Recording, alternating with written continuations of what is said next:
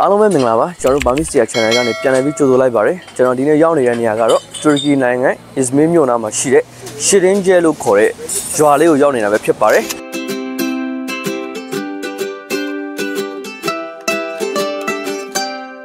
နောက်တစ်ချက်မှာဝိုင်းဆိုင်နေအများကြီးပဲเนาะ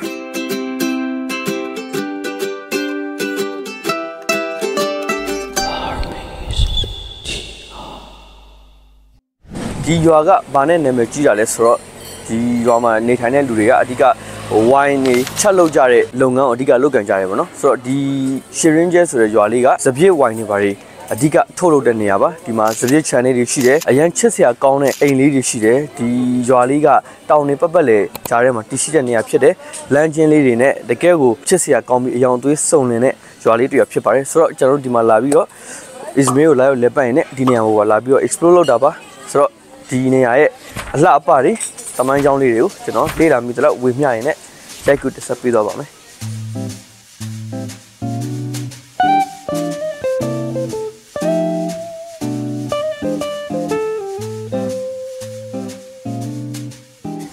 ဒီကရေကမခွက်လေးတောင်မှတော်တော်လေးချစ်ဖို့ကောင်းပါတယ်အဲ့ဒီအယောင်နဲ့ကွက်တီပဲဟောအောင်လေးခဏပြကြည့်ပါလိမ္မာအောင်လေး Hello bro.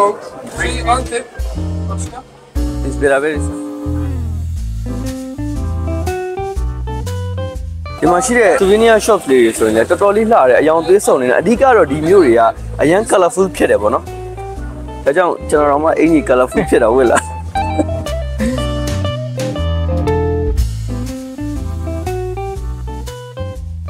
အသီးနဲ့အစီတွေလည်းတော်တော်များများသူတို့ဒီမှာတနိုင်တစ်ပိုင်းကိုယ်တိုင်ထုတ်လုပ်တာတွေရှိပါတယ်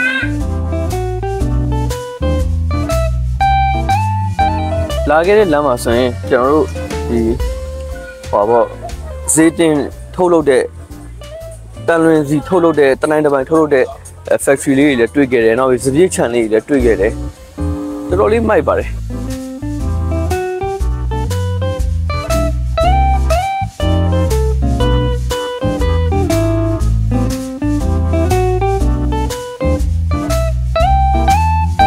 ဒီဆောင်ကြည့်နေကင်မရာကျွန်တော်ကတော့အရင်တစ်ခေါက်ဒီကိုရောက်ထားဘူးရပါတော့ငယ်တဲ့3နှစ်လောက်ကတစ်ခေါက်ရောက်ခဲ့ဘူးပါတယ်ဆိုတော့ကျွန်တော်အခုဇွဲပြေကိုပြန်ပြီးတော့တိုးဂိုက်လုပ်ပေးနေတာပါအင်ကြီးကာလာနဲ့ဒီကဥက္ကနာတော့ကာလာနဲ့တက်ထက်တယ်ပဲအပြာဟိုကလေပဲနားမှာလဲဝိုင်းနေချက်တဲ့နေရာတွေပါအရှိမလားသူကအိမ်လေးကြီးတည်တတ်နေနဲ့ချက်တာအဲ့လိုမျိုးလားဘယ်လိုမျိုးဝိုင်းကိုယ်တိုင်သူတို့တနိုင်တစ်ပိုင်းလောက်ကြတာပေါ့နော်ဝိုင်းချက်ကြတယ်စပြည့်ချန်နေဒီမှာအများကြီးရှိတယ်ကိုယ်ပိုင်စပြည့်ဝိုင်းထုတ်လုပ်ကြတယ်ပေါ့နော်သူတို့အဓိက main business အနေနဲ့လုပ်ကြတာပါ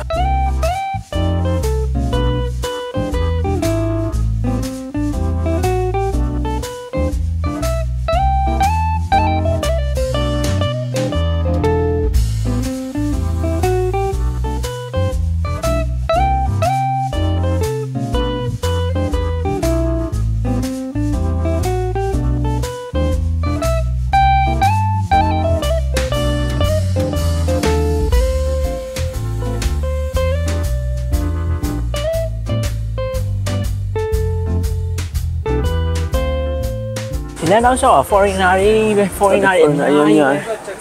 အဲ့ပလီလေးရှိရပလီလောက်အိမ်လေးတွေကတော်တော်လေးကိုချစ်ဖို့ကောင်းတယ်ဒီလိုအယောင်တွေများတယ်ပေါ့နော်အဖြူရောင်နဲ့အညိုရောင်နဲ့တစ်သားနဲ့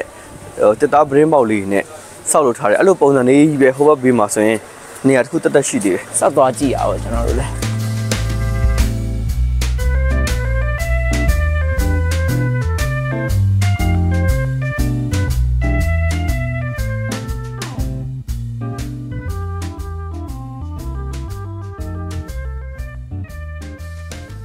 ဒီနေရာကိုရိုမန်နေခေတ်တုန်းကသူကခီရကင်းဂျာဆိုပြီးခေါ်ပါတယ်ဒီတောင်တွေကိုတိုက်ခဲ့တဲ့စစ်သူကြီးပေါ့နော်သူရဲကောင်း40ပေါ့အဲ့ဒါကိုသူတို့ကအဆွဲပြုပြီးခီရကင်းဂျာလို့ခေါ်တယ်အဲ့ဒီနောက်မှာဒီတူရကီတွေဝင်ရောက်နေထိုင်ပြီးတဲ့အခါမှာသူတို့ခီရကင်းဂျဲဆိုပြီးတော့တစ်ခါခေါ်သေးတယ်ပေါ့နော်အဓိပ္ပာယ်ကတော့ ugly ဘယ်လိုပြော ugly village ပေါ့ရုပ်ဆိုးတဲ့ရွာလေးဆိုပြီးခေါ်တယ်အဲ့ဒါကိုတော့တစ်ခါထပ်ပြီးတော့တူရကီရဲ့ဒီ9ရောက်မြောက် prime minister ပေါ့နော်ဝန်ကြီးချုပ်ဖြစ်ခဲ့တဲ့ Adnan Menderes ကဒီနေရာကိုရောက်လာတဲ့အခါမှာသူကဒီရွာလေးကိုကြည့်ပြီးတော့ရွာကဒီလောက်လှပြီးတော့ဗောနော်နာမည်ကဘာဖြစ်လို့ရုပ်ဆိုးတဲ့ရွာလေးဖြစ်နေတာလဲပေါ့ဆိုတော့ဒီနာမည်ကိုသူချိန်လိုက်မယ်ပေါ့ချက်စရာကောင်းတဲ့ရွာလေးပေါ့ Şirince ဆိုတာကဒါ cute ဖြစ်တဲ့ရွာလေးပေါ့အဲ့လိုသူကစပြီးတော့ချိန်လိုက်မယ်ဆိုပြီးတော့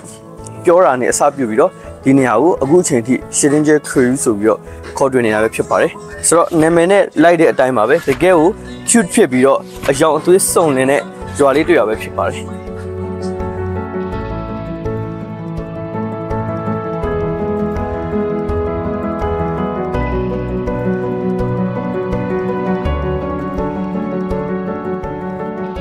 နောက်တစ်လျှောက်မှာဝိုင်းဆိုင်နေအများကြီးပဲနော်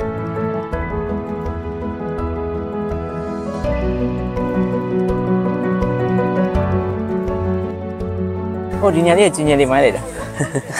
ချင်းချင်းလေးထဲမှာဈေးဆိုင်ဖွင့်တာပြီးတော့လမ်းတွေအကုန်လုံးကဒါညှိရတာမဟုတ်လုံးဝကြောက်တုံးနဲ့ပဲစောက်ထားတယ်တကယ် antique ရွာလေးတွေ့ရလိုမျိုးအဲ့ဒီ vibe ကိုခံစားရပါတယ်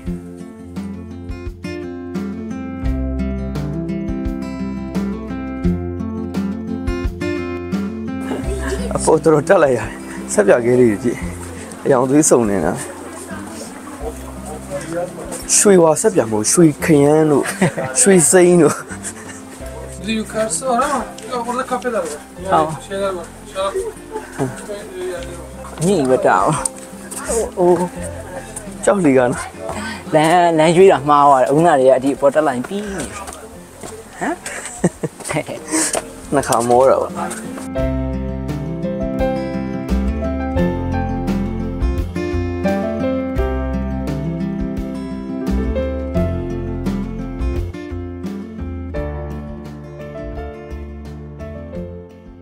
လမ်းတွေကတော့တက်ရတဲ့ချင်းချင်းလေးတွေတောင်ကုန်းအမြင့်တွေပေါ်တက်ရတယ်ဒါပေမဲ့အပေါ်ရောက်တဲ့အခါကျရင်မြင်ရတဲ့ view ကပြန်ပြီးတော့အမောပြေသွားတယ်လူအဲ့လိုဘာမှမရှိဘူး စားတော့ဆန်ကြည့်တယ် view နဲ့ ပြောရမယ်ဆိုရင်ကလေဒီနေရာကဟိုရွာအသေးလေးပုံစံမျိုးပေါ့နော်ဒါဒီလိုမျိုးအပေါ်သွားတဲ့လမ်းတွေမှာဆိုင်ကန်းလေးတွေဖွင့်ထားတယ် restaurant လေးတွေဖွင့်ထားတယ်တောင်ပေါ်ရွာလေးပေါ့နော်နာမည်ကြီးတာတော့သူကဝိုင်ကြောင့်နာမည်ကြီးတယ်ကျွန်တော်ကတော့တောက်လို့မရဘူးဆိုတော့မတောက်ပါဘူးစပစ်ချန်နေကနေထွက်တယ်ကိုယ်တိုင်လှုပ်ထားတဲ့ဝိုင်တွေပေါ့ဆိုတော့ကျွန်တော်မြန်မာပြည်မှာလည်းဒါတွေတောင်ပေါ်ဒေသတွေမှာတော့ရှိကြပါတယ်ဒါပေမဲ့ဒီမှာကျတော့လေအယောင်သွေးစုံစုံလင်လင်နဲ့ဒါထူးထူးခြားခြား vibe တစ်ခုပေါ့နော်ဒီမှာပလီလေးရှိရယ်ဟိုဘက်မှာ church တစ်ခုလည်းရှိရယ်နော်တကယ်ဟို antique ပလီနဲ့ antique church တွေပေါ့နော်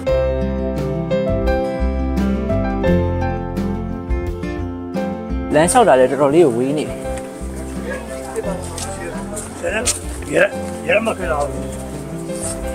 ကောင်းလေးချစ်စရာလေးကိုစောမောင်အတွက်ပြန်ဝယ်သွားပေးရအောင်ပါလေကောင်းဝင်ကိုစောမောင်တော့မပါလာပါဘူးဒီနေ့ကျွန်တော်တို့သွားတဲ့ခီးစဉ်မှာသူကတော့ကြောင်းဖွင့်ပြီဆိုတော့လည်းလှုပ်လို့မရပါဘူးလည်းလှုပ်လို့မရတော့ငါတို့ပဲပတ်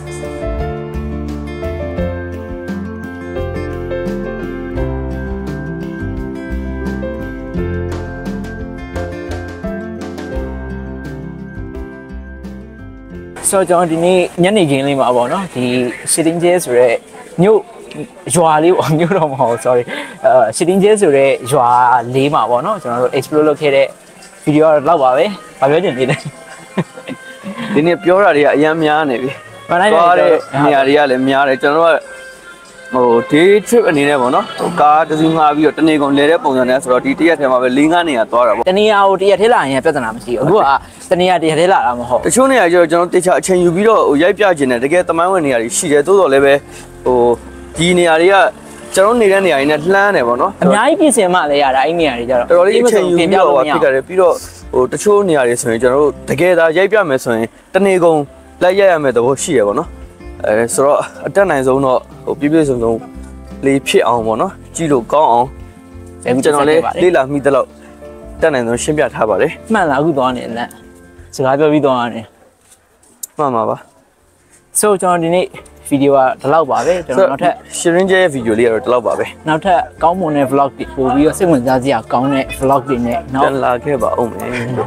နောက်ထပ်တွေမှာတင်ဆက်ပြီးတော့ပါအောင်မယ်ဆိုတော့အားလုံးပဲကျေးဇူးများတင်ပါတယ်အဆုံးလေးကြည့်ရှုပေးတဲ့အတွက်တက်တာမလို့ခင်မှာကျွန်တော်တို့ Facebook မှာရော YouTube မှာရောအားပေးရတဲ့လူတွေအနေနဲ့follow ရော subscribe ရောလုပ်ခဲ့ပြီးဖို့တော့ပြောလိုပါတယ်အားလုံးလောက်ပါပဲပါ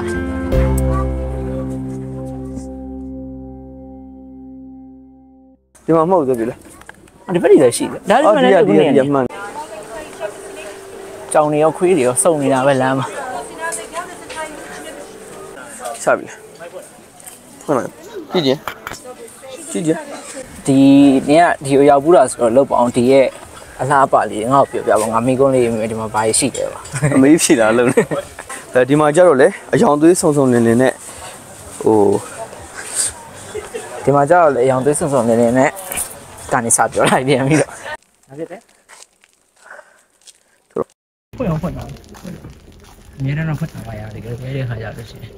တော်တော်မောပါတချို့ဗီဒီယိုတွေကရိုက်တာရိုက်လာတယ်ပြီးသွားလို့ရှိရင်တော့မပါတာပါမလားဒုက္ခတွေရောအဲ့လိုမျိုးစီဘာလို့လုပ်ပေးရမှမသိကျွန်တော်ရိုက်လို့လည်းမရဘူးအဲ့လိုမျိုးကျွန်တော်ကြုံကြိုက်ပြီးတော့မတင်နိုင်ရတဲ့ဗီဒီယိုတွေရှိခဲ့ပါတယ်